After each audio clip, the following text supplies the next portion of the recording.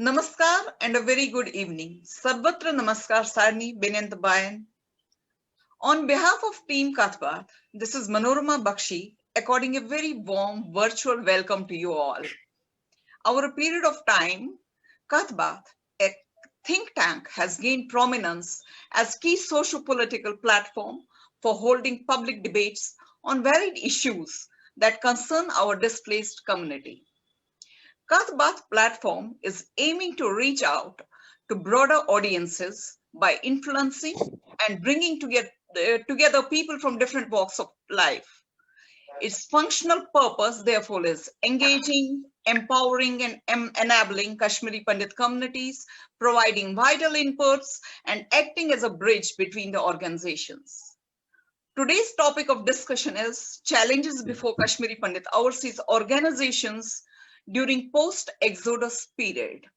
In today's discussion, we have engaged with the traditional Kashmiri Pandit organizations, the ones who have been the initiators to reach out to the exiled community. In our future programs and events, we aim to reach out to other Kashmiri Pandit members, both internationally as well as nationally. The purpose of today's discussion is to think through, discuss and understand what their vision, mission and objectives has been in reaching out to the displaced, exiled community. The role they played both at national and international arena in influencing and promoting the Kashmiri Pandit issues with key policy actors in the corridors of power. The purpose of this discussion is to record and revisit Kashmiri Pandit civil society movement overseas in preventing the erosion of Kashmiri socio-cultural identity of the beleaguered community from erosion and contestation of anti-India and anti-Kashmiri Pandit propaganda unleashed by the worsted groups over a period of time. I would like to, before I will call our key panelists for today's discussion, I would like to share with you, with the audience, some of the key house rules. Each of the speakers will speak for about 15 minutes. The audience is requested to put their questions in the chat box, and the same will be taken up at the end of this session. During this, our conversation and discussion, my co-host Sanjay Sapru will in between keep on pitching me as and when he needs. To begin with, I will extend invite to Dr. Vijay K. Sazawal, International Coordinator and former President, Indo-American Kashmir Forum, to give his presentation. Dr. Sazawal is a policy analyst and a commentator who specializes in local governance and intra-community issues affecting the political dynamics in the Kashmir Valley. He has written extensively on the current political turmoil in Jammu and Kashmir. Now I request Dr. Sazawal to give his presentation. Dr. Sazawal, request you to unmute yourself. Dr. Sazawal. I think I'm unmuted. Thank you. Thank you, Manoramaji. I thank Kathbat. Can you hear me, please? Yes, sir. Yeah, it is audible.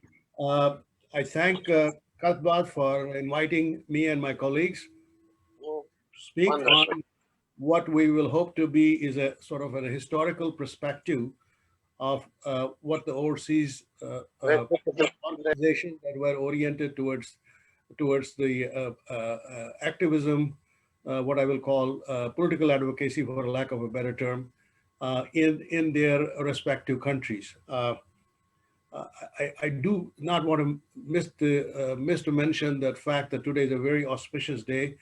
It is the 125th anniversary of Subhash Chandra Ji Bose birthday, and in my opinion, the greatest political leader in India in the last 1,000 years. With that note, let me start on my presentation. And as I do it, I want to make it very clear. This is the collective presentation, meaning that when I say I really mean we, and we actually means the entire overseas diaspora in the US.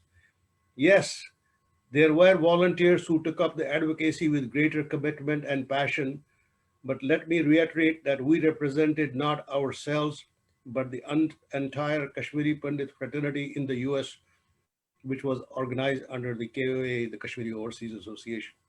So while I can mention a few names, let me also be clear that the list is longer.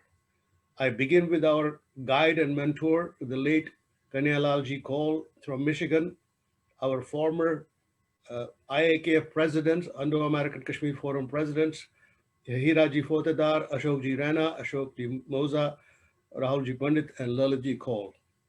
And other prominent founder members like Jivanji Zutshi, late Inderji Bhatt, Sureshji Rana, and Rakeshji Kaul. Present leadership team is younger and is listed on our website, www.iakf.org. Again, I can go up with the names, but for the sake of brevity, let me turn to the subject at hand. Well, the speakers that we are going to hear from today have not precisely discussed with each other what we are going to talk about, but we are kind of aware of general terms of what we are going to talk about. So let me give you the context of our presentations today. I will discuss the origins of the political advocacy of Kashmiri Pandits in the US, how it evolved, what successes we had in the initial period, which is the least remembered period now, that is the decade from 1990 to 2000. So it's a decade, and I could actually go on till now, but that will take forever. So I'll stick with that one decade, 1990 to 2000. What did we do? And I hope there are some lessons there that the Kashmiri, quite frankly, the Kashmiri Pandit community, which is politically oriented in India, there are not many people who actually do that kind of thing, but would hopefully find some lessons there. Ashokji Kaul will discuss, besides activities in Canada, how we interacted with the National Human Rights Commission, the overseas diaspora interacted with the National Human Rights Commission in New Delhi, and what our present collective focus is on Kashmiri Pandits is in India. Krishna ji will talk about how she leveraged a relationship with the wider community of Hindus in the UK and brought them around to support our cause. And Avatar ji, if once and he joins us, he will discuss how three forums interacted synergistically at the UNHRC, at the UN Human Rights Council in Geneva, to accomplish our collective goals and aims. So I start with my presentation now, and let me draw you the political scene. We are in early part of 1990. We are receiving a number of messages. I personally received at least 30, if not more, maybe 30 to 50, where these are people who don't know me, I don't know them, and they have just this one voice, which is, can we be heard, because nobody in India is talking about us. Our people are dying, people have left. And of course, it was a very unusual time in India, because you had essentially over a period of from 89 to 92, you had 4 prime ministers. So everything was kind of had fallen in through the system. And then, one of the worst prime ministers in India was at that time at the helm, and one of the worst home ministers was also at the helm. So people said, nobody cares, nobody talks about it. But we had our doubts, obviously, that things were bad. I mean, it's very easy to think in terms of social media, connectivity, and all those things. But I'm talking about 1990, when, quite frankly, things were not in the same sort of a state of technology that we see today. So, we had experienced the pain of 1986, at least few of us who were politically aware. And I had actually corresponded with New York Times and all that at that time. But the fact is that the intensity of the messages that came to us was surprising. And our organization, our apex organization, the KOA, started thinking about it. But really, like true Bhattas, we couldn't get, whether you are in India, it doesn't matter, or US, we couldn't get our act together. We couldn't, we had people saying, no, political advocacy is bad. You get, there's money involved, there's this involved, reputations get harmed. It's not, we are a cultural organization which will stick with our own social and other means. So it was evolving. And quite frankly, we didn't know really exactly what the organization should do. And then suddenly what happened was that the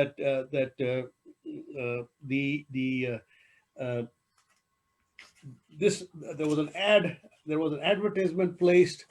I don't know how many of you can see it, but there was an advertisement placed in India Abroad, which was our community paper in United States, and it's from Committee for Solidarity in Kashmir.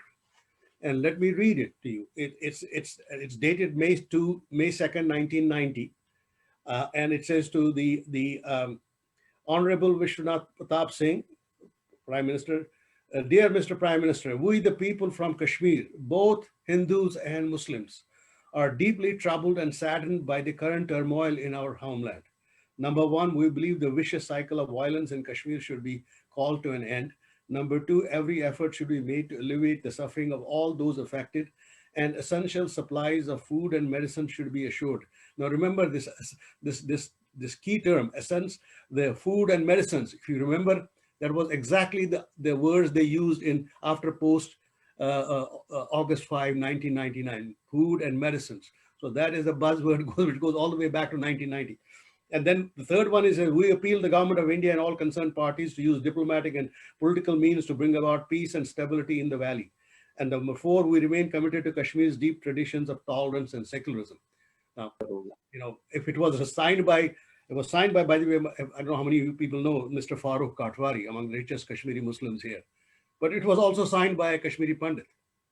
It was jointly signed by a Kashmiri Pandit and a Kashmiri Muslim. And it was backed by a meeting that he had arranged at his house, where a whole bunch of Kashmiri Pandits had met with him, and Kashmiri Muslims had met. But the agony was, there is nothing said in this memo about the exodus, the eviction of Kashmiri Pandits from there. So that was a red signal to us. If we don't get our act together, this is the leadership of the Kashmiri Pandit community in the US. If we don't get our act together, well, we're still wondering who should do what should we lead, whether it's good, whether it's bad, whether it's dirty, whether whatever. Muslims are going to take the lead, and they're going to basically shape up the narrative in this country. And of course, they had the backing of a state, Pakistan. They had the backing of the money and all those aspects. And so that shook us up, and we finally resolved. By the way, that was one. Then suddenly, after some time, you have advertisement in the New York Times, the killing fields of Kashmir. Now, this size advertisement in New York Times, then I have estimated would have cost between $20,000 and $25,000. And it was signed by an organization called the Kashmiri American Foundation, which, by the way, subsequently became Kashmiri American Council, KAC, headed by Ghulam Nabi Fai. So they are active. We are not. We eventually did. I'm glad to say that we did finally got out of the inertia, created a political wing of KOA at that time, and quite frankly, we had 19 members from KOA who formed this charter, were the charter members of this organization called Indo-American Kashmir Forum. Mr. Late Suragwasi K.L. Cole was the Secretary General.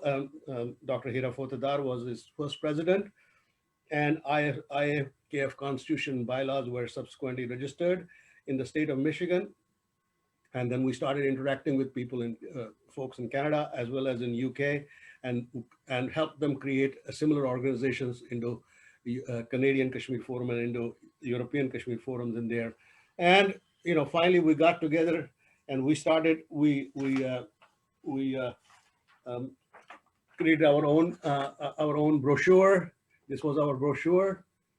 Indo-American Kashmir Forum, the child in front of the tents in Jammu, and this is a 4-page brochure, and here's what we defined as our goal and focus. Our goal, we said, was facilitate the return of Kashmiri Pandits to the valley with dignity and honor, and a guarantee for their security, freedom of religion, and preservation of culture. That was the goal. Our focus was keep interested international institutions informed of prevailing conditions of displaced Kashmiri Pandits. Number 2, organize and participate in various national and international fora in Kashmir on Kashmir to ensure proper representation on the plight of Kashmiri Pandits. 3, counter a disinformation campaign by Islamic insurgents. And 4, inform the world community of the human rights abuses suffered. It's lengthy, but I'm shortening it up. But basically, we got into the business, and by 1991, we were active, and we started. We had not done this ever before. We had not done this in India. We had not done this in US, and we are now. I know we don't know the US system to this degree now, though I should say I was probably the most experienced in it, because I used to work in a company for which I was a global negotiator. And after the breakdown of the former Soviet Union in late 80s, I was actually negotiating on behalf of the United States in various countries like Ukraine, Bulgaria, Czechoslovakia, still Czechoslovakia. And so I was knowledgeable of how the diplomacy works, but by and large, we didn't know much about how the diplomacy will work with respect to India. And India was still, if you recall, in 1990, still in a doghouse. We were still considered to be a vestige of the former Soviet Union or Russians. In fact, we had only one pro-India congressman, parliamentarian in the entire 550-seat parliament here, and that was Mr. Stephen Solars. And of course, our opponents had Dan Burton and a whole bunch of other people. Now, at this time, it was very interesting. I must recognize the gentleman named Shekhar Tiwari in Washington, D.C. He's an old RSS man, and he helped us actually, connect with some of the people in the U.S. administration.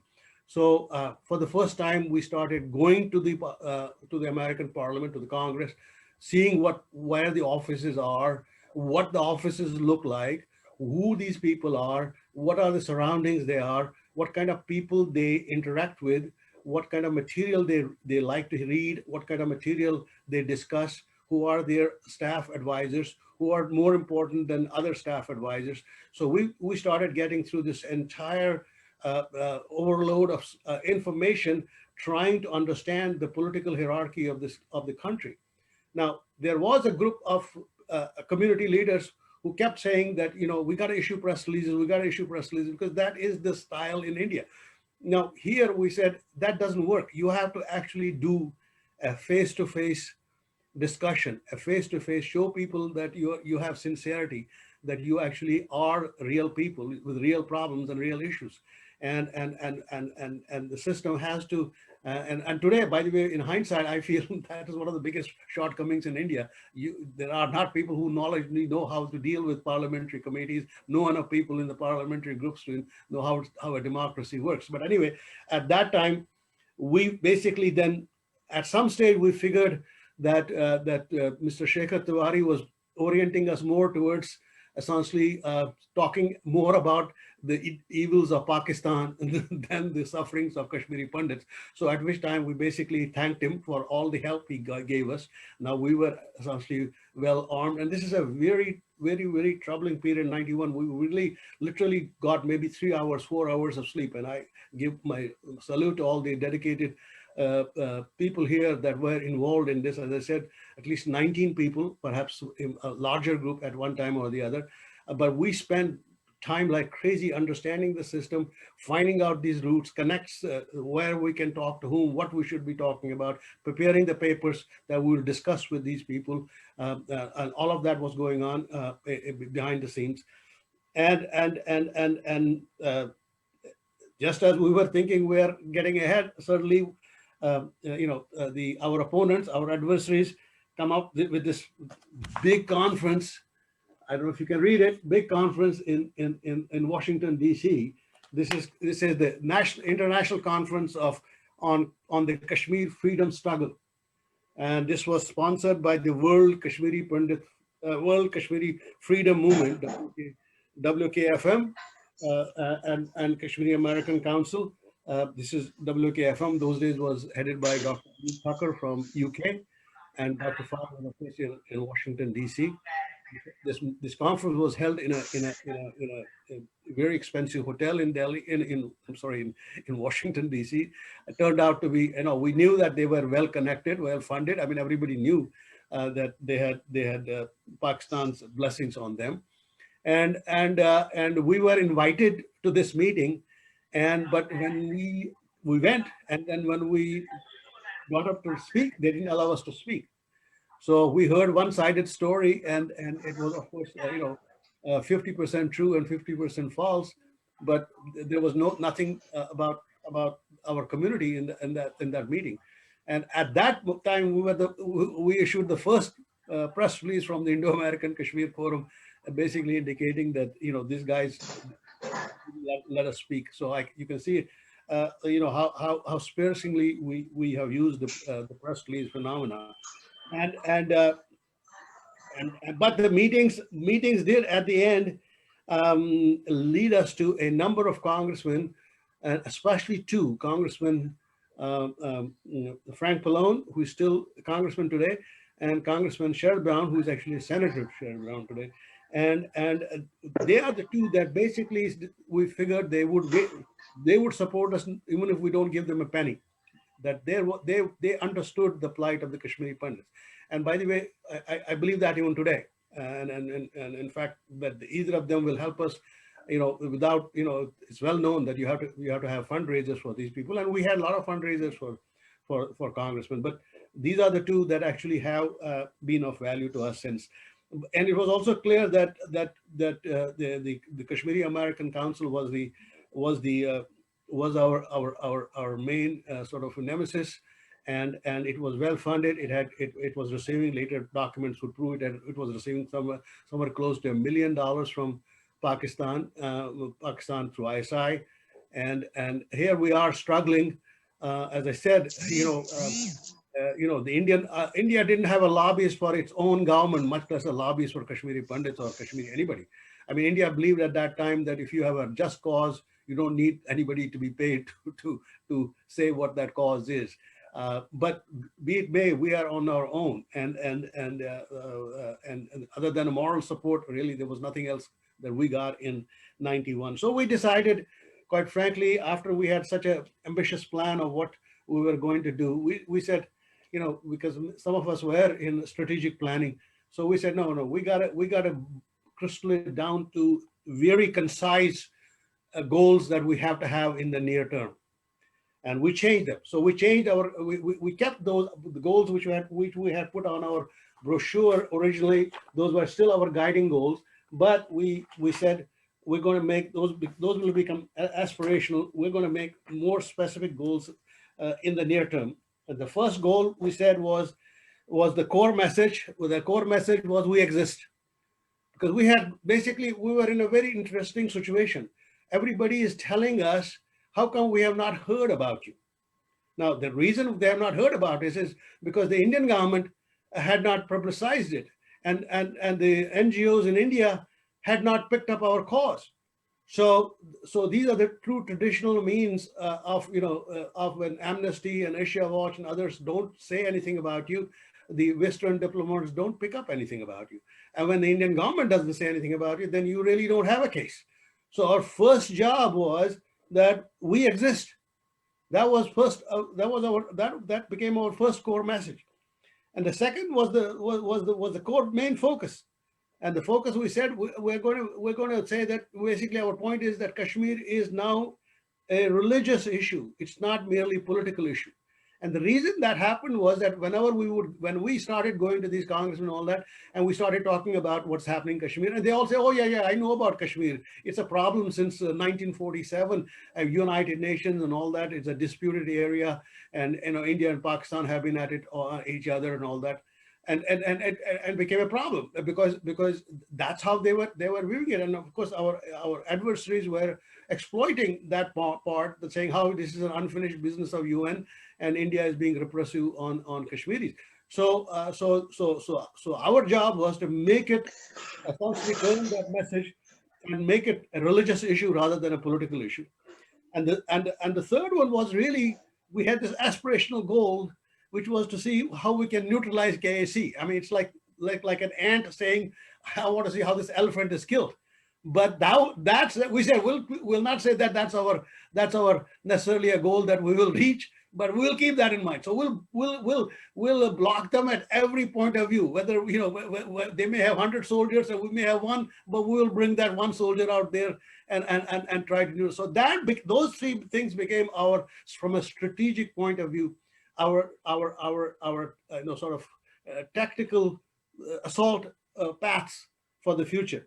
And one of the interesting things was when we started, after Shekharji left, when we started talking about Kashmiri Pandits, and we go to say somebody like Stephen Solars, who's a friend of India and all that, and he would listen to us, and then he would say at the end, he said at the beginning, and well, are you pro-India or are you pro-Pakistan? Because we are now criticizing India for everything that it has not done for Kashmiri Pandits. And he got confused because message till then was everybody in Kashmir is either likes India or likes Pakistan. And here we are talking about how we are Indian patriots, and yet we have been abused by the government in place, and both at the Srinagar as well as in Delhi. And it was very confusing to them. So we said, all right, we will work on these issues.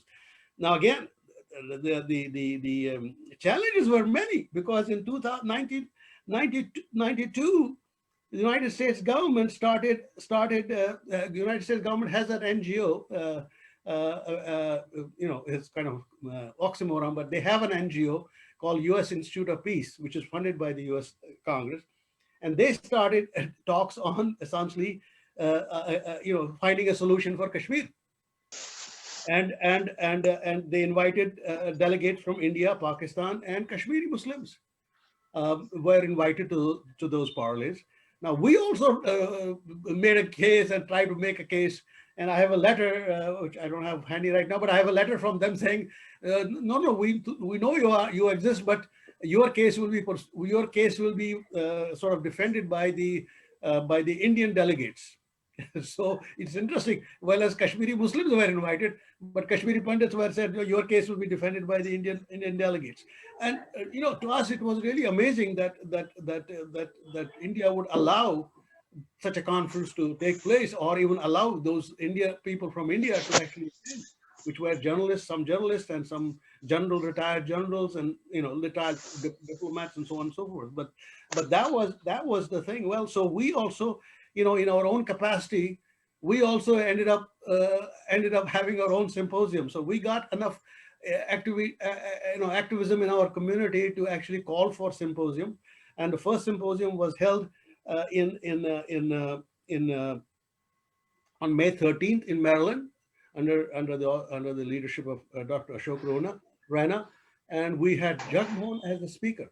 And it was very interesting because Indian embassy was very unhappy that we had invited Jagmohan, and we had invited an Indian ambassador to speak, and we had to make a deal with him that he will only be present then when Jagmohan has left. So that was the nature of our interactions with the Indian government at that time. And then we held another symposium in California on November 15th. Shri Jivanji Zuchi and an Indian organization with him supported it, and that was also equally successful. And then something very interesting happened, that we actually did get the first invite from a parliamentary committee in the United States, from a congressional caucus on human rights on August 3rd. And actually, I was given the privilege by my organization to be the speaker there. And let me read you the first paragraph of what I said. This is August 3, 1992. I said, we are not professional lobbyists or media consultants, nor do we have the kind of money to pay the public relations companies who are campaigning on behalf of our adversaries. Unlike our opponents, the president of our forum does not update them on the status of the campaign, the media war being fought in this country. We have no fancy brochures or pamphlets, only the facts that be suppressed by anymore. We have no sponsor other than our conscience and our pain for our loved ones, our close relatives who are suffering 1,000 deaths as we speak today. That was the leading line of that particular thing. So for the first time, we actually did finally, after a lot of hard work for those 2 years, 1992 through 1993, that we were actually, we were able to make it to this thing. And then I think we had a very interesting thing also happen, which was very interesting because this was the first mention in an American newspaper of our Kashmiri Pandit issues, and it happened in Washington Post. It happened in Washington Post. It was Washington Post dated August 17, 1992. And it is very interesting because the lady who wrote this article, she's deceased now. Her name is Mary McGrory. Mary McGrory actually lived 2 doors away from where the his home is in Washington, D.C. Will somebody please shut off the mic? Could you ask them to? My request is kindly please mute yourself. Someone is continuously.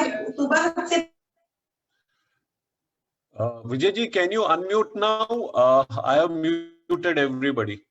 Okay, thank you.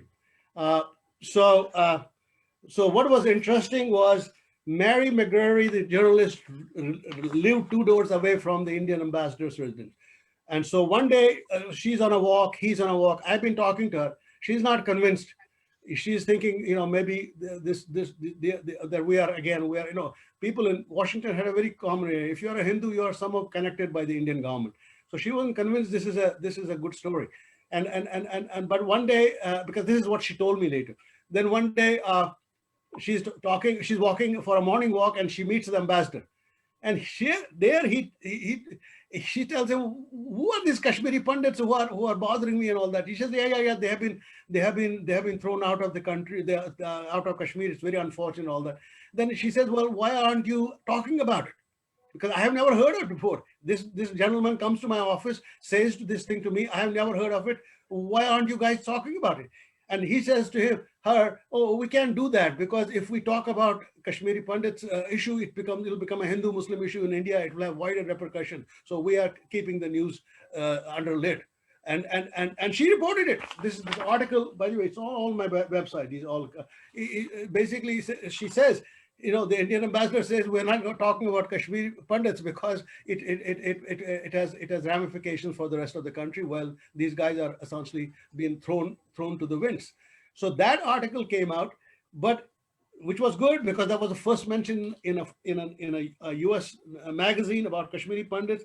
But even more important was, which she provided me, was the response that Pakistani embassy, and I'm releasing this document for the first time here today. The Pakistani embassy sent the Washington Post and I'll read you the key line there. And he says,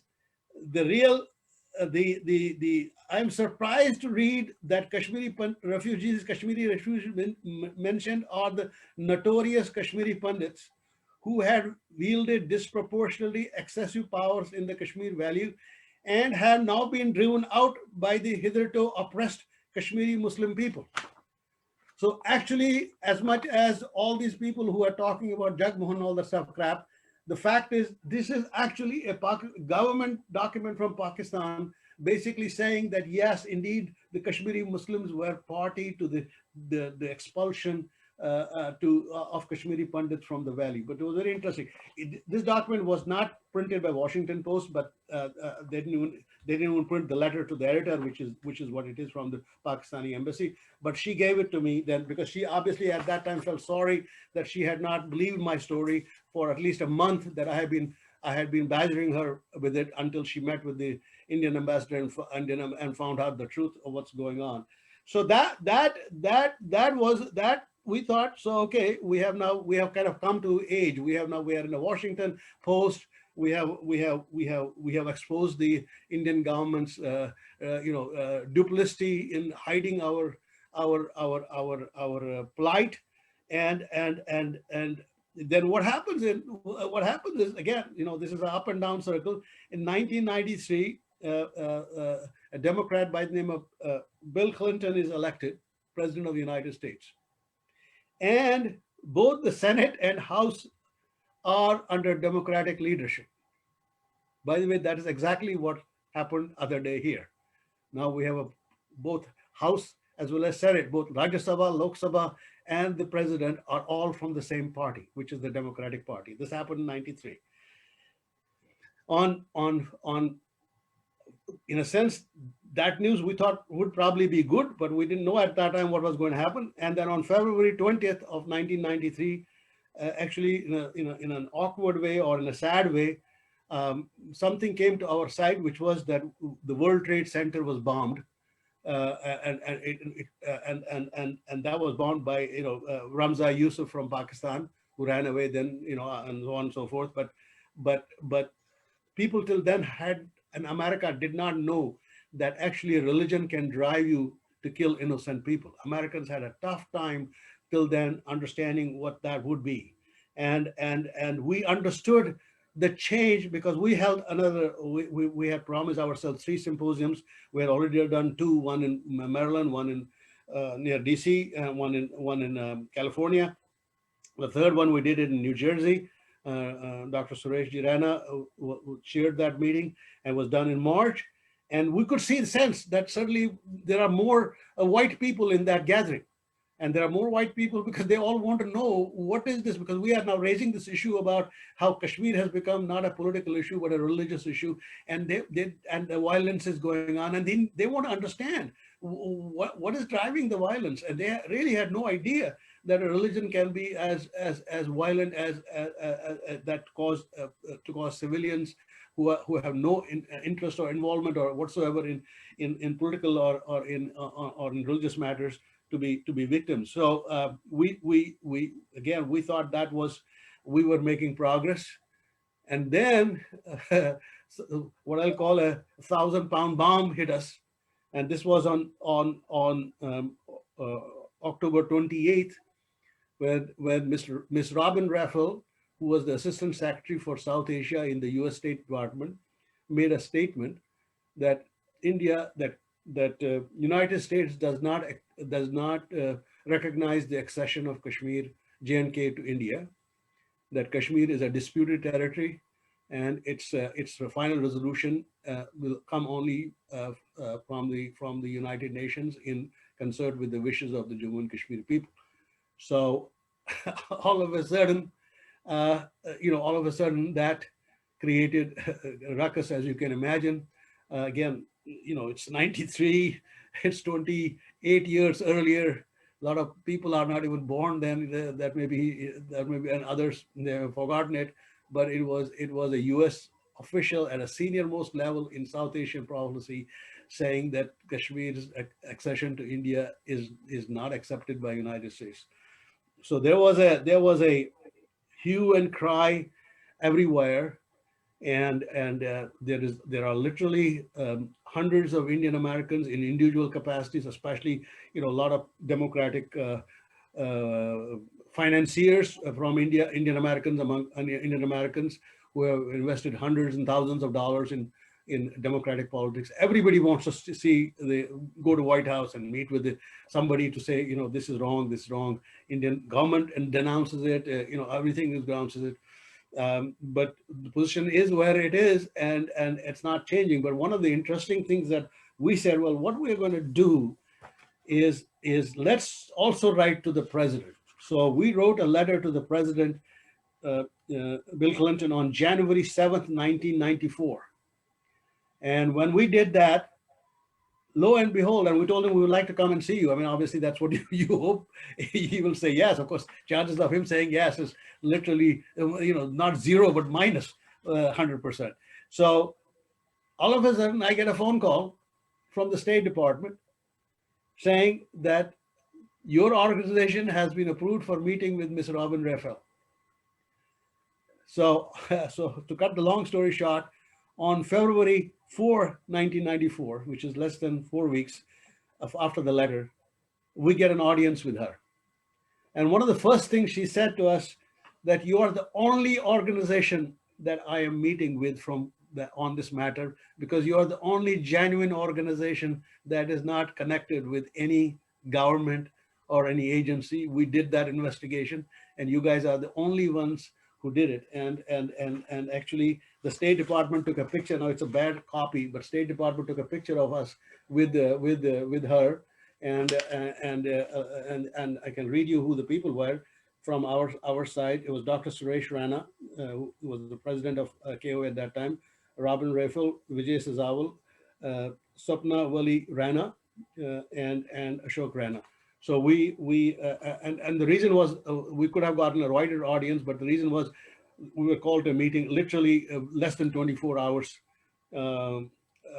between time and us. So we had only collect the people who were basically in a position to a local area able to come to that meeting. But so what that happened was we actually established the brand name credibility. All IAKF certainly all of a sudden, whatever we said, first of all the Indian media started talking about us. I mean, we were now known factor that we had actually gained attraction in the U.S. diplomatic establishment, U.S. foreign policy establishment, and IAKF name came on board. So this was in 1994. 1995, actually, because of the bombing, things got a little easier now. Because of the bombing of the World Trade Center, actually there was a invitation that was given to us by a bipartisan parliamentarians.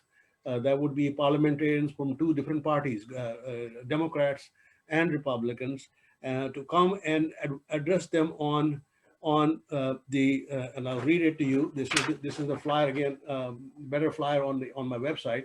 It says, "The Scourge of Terror, What America Should Know About the Plight of Kashmiri Pandits." A Capitol Hill briefing and a bipartisan breakfast. So it was a breakfast meeting arranged by Sherrod Brown and Rob Andrews, this was on June 28, 1995.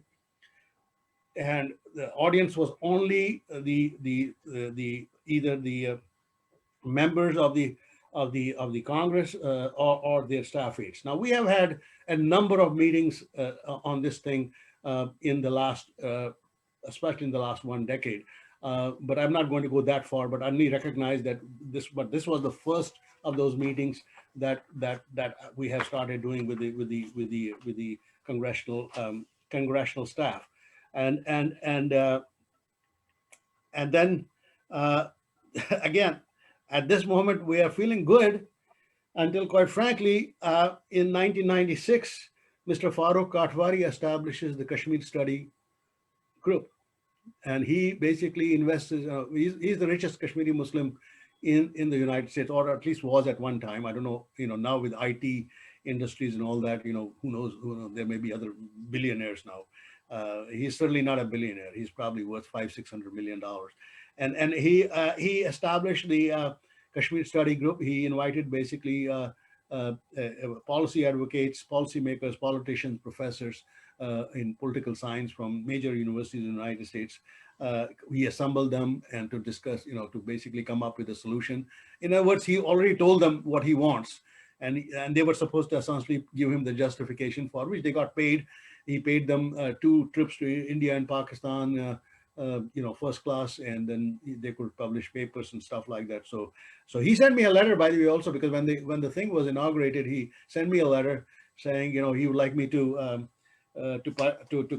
come to the reception.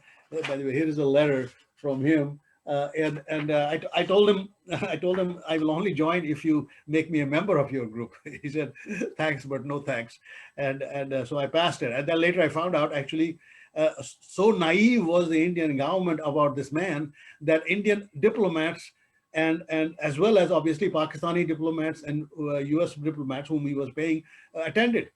So US told me later that they thought he had the blessing of the Indian government, because Indian government people were present in that gathering. So that is the naivety that we are dealing with the situation here, so that became a concern. But of course, we're eventually plugging essentially Sherrod Brown, and we said our number one goal, if you remember, was that we exist. That for we exist, we felt, well, we had done a lot of things, and And so we exist because obviously they have recognized so many things. We got invited to the Congress. We made meetings. We got meetings with the U.S. government, U.S. administration, but we had not yet reached the one barrier, which was we had not been mentioned in the U.S. State Department report for human rights abuses. There was no mention of Kashmiri Pandits in there. And we worked, and I salute my friend Shaz Brown, who by the way, till today continues to be my personal friend, has nothing to do with politics. And he would badger, Madeleine Albright, who was the Secretary of State, every meeting when in the Parliament, in the Congress. What about Kashmiri Pandits? Why aren't they in the report? And she would tell her, we have traditional methods of collecting information, which is through the governments, home governments, which is through NGOs. None of them have ever talked about Kashmiri Pandits. So he made her actually send out a delegation of American diplomats to various camps and all that. So, and it was in 1996 for the first time that the US State Department recognized Kashmiri Pandits' plight and the fact that they have been driven out from the valley. So as far as I'm concerned, we met our first core message, which was we exist, was achieved when that first report came out in 1986. We still had two more, as I said, to go that we were still looking for. Now, in 1998, the Kashmir Study Group issued what they call Livingston Report, calling for plebiscite to decide the fate of the valley alone. They said we don't need to decide on the plebiscite for the whole state because we know parts that will go to India and parts that will go to Pakistan. So let's have the plebiscite of only the valley. That was the recommendation of these 20 eminent people that had been assembled together. Of course, there were no takers. Fortunately, Pakistanis also were not takers. They wanted the whole thing, not just the valley. So they didn't accept the solution either. So the report kind of died. Then he, of course, still persevered. Then in 2000, he issued a new report, which was Kashmir a Way Forward, which is, in a sense, a way forward has become a sort of a generic logo now. But every time somebody uses a way forward, please remember it was first time used by an adversary of Kashmiri Pandits, so which is Farooq Katwari in year 2000, and he did it. He again, to show you the fate, he did it to synchronize with President Clinton's visit to India. So the idea was that this was going to be raised in the thing, and his report is basically in the hands of the State Department officials that traveled with him. Now, I don't know if any of you knows what happened when President Clinton arrived in India. The Sikhs were killed in Chatti, Singapore, in Mutton. 40 innocent, unarmed Sikhs were killed by a group, basically Hizbul Mujahideen led Lashkar and Hizbul group basically killed 40 of them. And American intelligence, because they were active at that time, they had all the satellites over India because their president was in India. It took them literally 1 hour to determine who had done it. And when it was clear to them that Pakistanis were involved in it, people based in Pakistan were involved in it, they basically told Katwari and his gang, shut up. This is not a time to talk about Kashmir and all that. You guys are killing the people.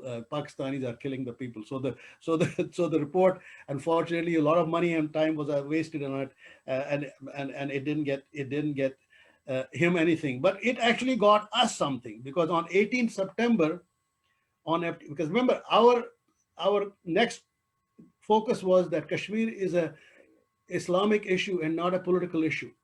Kashmir is a religious issue, not a so this thing, sad again to say it, but this is the facts of history. It did obviously at the end up influencing the U.S. government, and the way they do it is by recognizing you for what your point of view is. They already know what your point of view is, but the point is, can you make that point of view in an official forum of the United States? I think that's how democracies work. So in September 18 of that year, the U.S. Commission on International Religious Freedom invited Indo-American Kashmir Forum to speak about the religious persecution of Pandits. The first time the U.S. government specifically asked us to come and talk about the religious persecution of Kashmiri Pandits. And I can tell you, That was a very moving experience. Again, I had the honor on behalf of the organization to make that presentation, and it's again on the website. This is the one, and so with that, we believed we had finally made our second of the three goals, which was that the focus was that it's a religious issue and not a political issue, and that was achieved when basically U.S. government recognized that they allowed me to speak on the religious persecution of Kashmiri Pandits in the valley. So we reached there.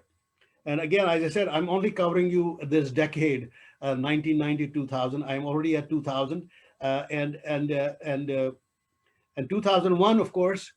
That's why I thought I would stop here, because then the whole thing changes. But 2001, there was a paradigm shift. As you know, 9/11 happened, and that changed the ball game altogether. That essentially created an entirely different paradigm and made it very easier for us to operate from there. So I gave you a decade. Now, we had this aspirational goal about neutralizing KAC, and there was a divine intervention to say that, which is in 2011, as you know, the United States government basically arrested Mr. Fai, and I have this whole criminal charge against him, and jailed him. So you can say, like divine intervention or something, the third goal, which was neutralize the KAC, was achieved. So so in my opinion, in the first decade, we did achieve the fact that we exist. We did achieve the fact Kashmir issue has become a religious issue, and we did actually end up neutralizing KAC. Now, before I turn over to the next one, I just want to mention two things which are of relevance here, because in the liaison with the Kashmiri groups in India, obviously, at the end of the day, you can't divorce that from what you are doing. At the end, as much as we achieved the objectives that we had set up for this play, we also were concerned about how things are going on in India, what Kashmiri Pandits are achieving there. So we started in 1992. We started a liaison with, as in IAKF. I was not the first president, but I was the director of political affairs, and that's how we did all the political strategy. I became president, I think, a couple of times, but that was much later. And then I also had a different title, which was international coordinator. In the capacity as international coordinator, I actually ended up interacting with Shri D.N. Munshi, that time president, Shri Gudu, KSD, and Jammu groups, Mr. Khosa, Pan Kashmir, Pan Kashmir movement, and all that. And we concluded one of the problems that we had with the Indian organization was,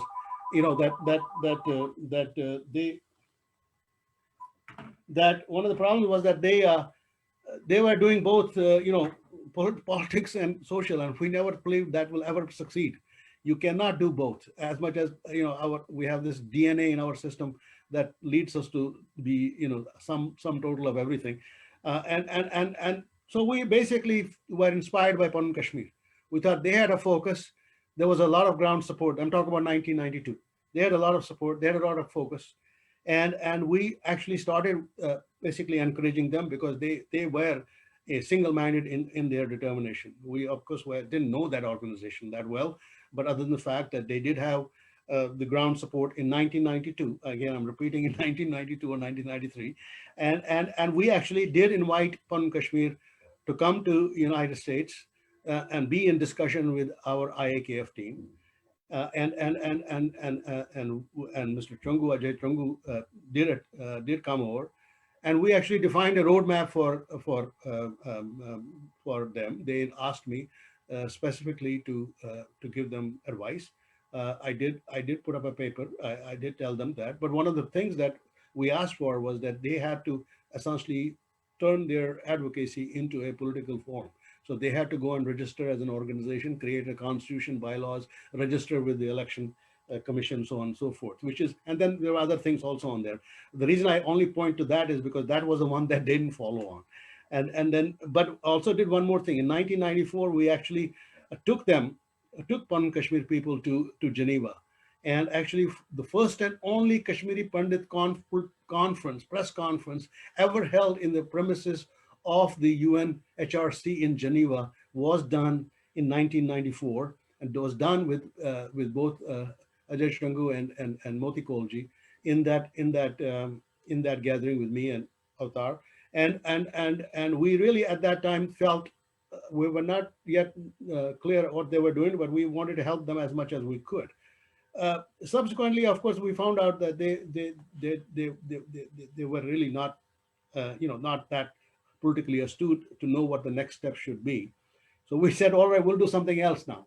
We'll actually enlarge the group. We'll get other KP organizations. So we actually had another meeting then in 1997.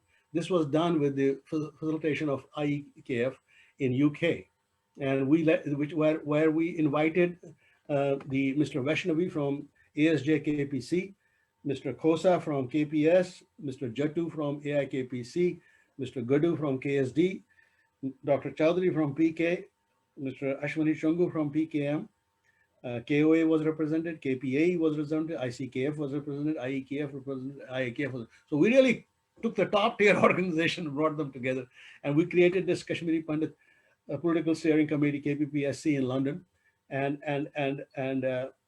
what happened was that they left from that meeting and stayed together for about maybe 6 months to a year, and then after that it also didn't work. So the moral of the story came out to be is that you got to let the organizations in India do their thing, because there's really nothing the overseas organizations can do. Excuse me. The overseas organization can do. Excuse me. And since then, I re-envisioned what really our goal has to be, because at the end of the day, it's not the organizations that matter. It is the vision that you have, what it is for. And I articulated that vision in 1999 in the Kosher Samachar, which was called A New Vision and a New Focus. It was printed by Kosher Samachar in April 2000. And basically it says in one brief sentence that our strategic goal should be focus on our roots, which is to strengthen, sustain, and enlarge Kashmiri Pandit identity in the valley. And I have since then given lectures on that particular aspect on in various conferences and committees, including for the matter in Kashmir at the Kashmir University, and I have given them the data why that was necessary, and I even created a presentation in 2012 where I said that the way the dysfunctionality of the state is happening will eventually lead to the central government intervention sooner or later in Kashmir, and that 2012 presentation actually is one of the most downloaded articles of mine from the website since August 5th, 2019, which basically created that kind of thing. So I wanted to give you that insight, because both Ashokji, Krishnaji, and Avtarji will dwell on other elements too, but I don't think they would have dwelled on the aspects where we dealt with the organizations in India from a point of view of an early 90s and how we evolved ourselves. The sad thing is, I keep telling people I still carry a chain from Dr. Sazawal, as gentle nudge, sir. Oh, this is wonderful, sir. And I challenge any Pon Kashmir worker here, if he's anybody in the audience, to tell me that he still holds this key chain, which was issued in 1992 in their pocket today. But again, we have to do better than that. And with that, Manorama ji, I finish my presentation, and I thank you for giving me the opportunity to speak here. Thank you so much, sir. Thanks a ton.